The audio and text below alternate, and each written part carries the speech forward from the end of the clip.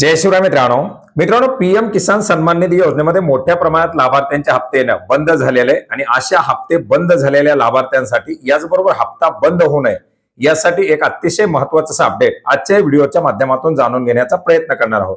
मित्रांनो, राज्यामध्ये 20वा हप्ता आणि 21वा हप्ता वितरित होत असताना जवळजवळ 2,40,000पेक्षा जास्त लाभार्थी या योजनेच्या अंतर्गत अपात्र करण्यात आलेले आहेत आणि याच्यामधील एक महत्त्वाचं असं कारण आहे ते म्हणजे एकाच कुटुंबात एकापेक्षा जास्त लाभार्थी लाभ घेणं। मित्रांनो, याच्यासाठी बरेच सारे लाभार्थी एका कुटुंबातील एक कुटुंब म्हणजे पती पत्नी आणि 18 वर्षाखालील मूल याच्यामध्ये नसताना देखील काही लाभार्थ्यांचे हप्ते बंद झालेले आहेत।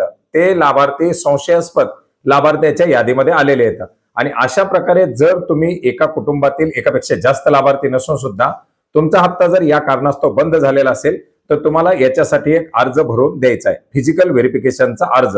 मित्रांनो, ही जी मोहीम आहे ही मोहीम 2021 पासून सुरू करण्यात आलेली होती। 5%, 10%, 15% अशी वाढ करून संपूर्ण लाभार्थ्याची याच्या अंतर्गत तपासणी केली जात आहे आणि याच्यामध्ये संशयास्पद आढळलेली जी काही खाती आहेत अशा खात्यांना त्याचं जे काही फिजिकल व्हेरिफिकेशन आहे ते जी स्थानिक कमिटी आहे, ग्रामसेवक असतील, क्रेस सहाय्यक असतील, तलाठी असतील यांच्या माध्यमातून पूर्ण करून पुढे त्या लाभार्थी जर पात्र असतील तर त्यांना पात्र केलं जात आहे। लँड सीडिंगचा डाटा येस करणं ही एक प्रक्रिया याच्याच माध्यमातून पार पाडलेली आहे। मित्रांनो, याच्यासाठी एक अर्ज आहे, हा अर्ज आपल्याला भरून द्यायचा आहे।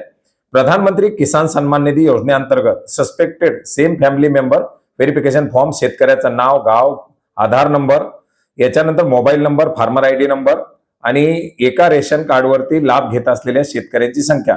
रेशन कार्ड आणि कुटुंब हे वेगवेगळे, रेशन कार्डवरती किती लाभार्थी लाभ घेत आहेत त्याचे नाव आपण देऊ शकता। जर आपलं रेशन कार्ड वेगळं असेल तर आपण ती संख्या त्या ठिकाणी 0 दाखवू शकता।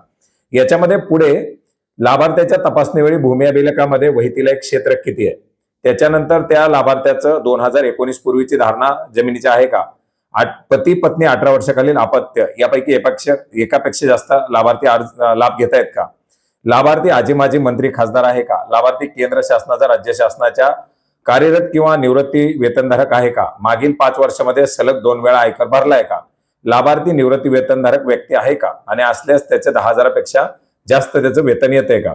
याच्यामध्ये चतुर्थ श्रेणी गट ड वर्ग हे कर्मचारी वगळून आहे। लाभार्थी नोंदणीकृत व्यावसायिक, डॉक्टर, वकील, अभियंता, संधी लेखपाल आहे का। अशा प्रकारे जर असेल तर होय, नसेल तर नाही करायचे आणि याच्यामध्ये आपण कुठल्याही कक्षेत नसाल तर नाही म्हणून आपण याला टिक करून द्यायचंय।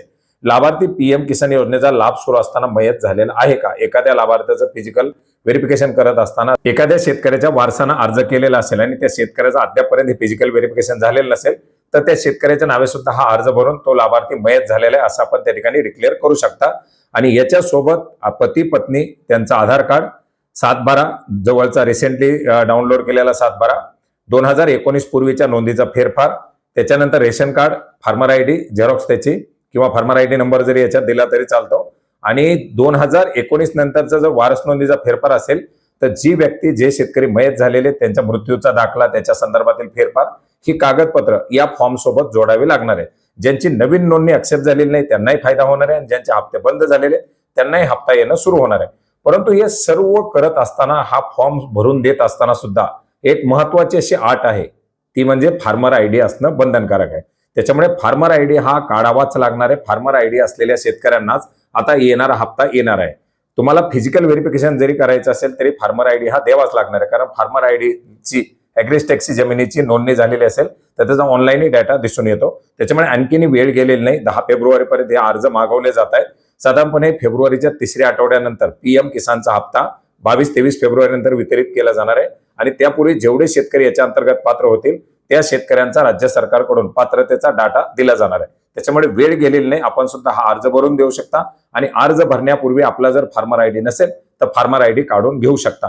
याच्यामध्ये जे शेतकरी नवीन नोंदणी झालेले आहेत अशा शेतकऱ्यांची नोंदणी ऍक्सेप्ट झालेली नसेल तरी सुद्धा ते शेतकरी हा अर्ज आणि याच्यासोबत जी काही कागदपत्र आहेत ती कागदपत्र देऊन पुन्हा एकदा पाठपुरावा करू शकतात। धन्यवाद।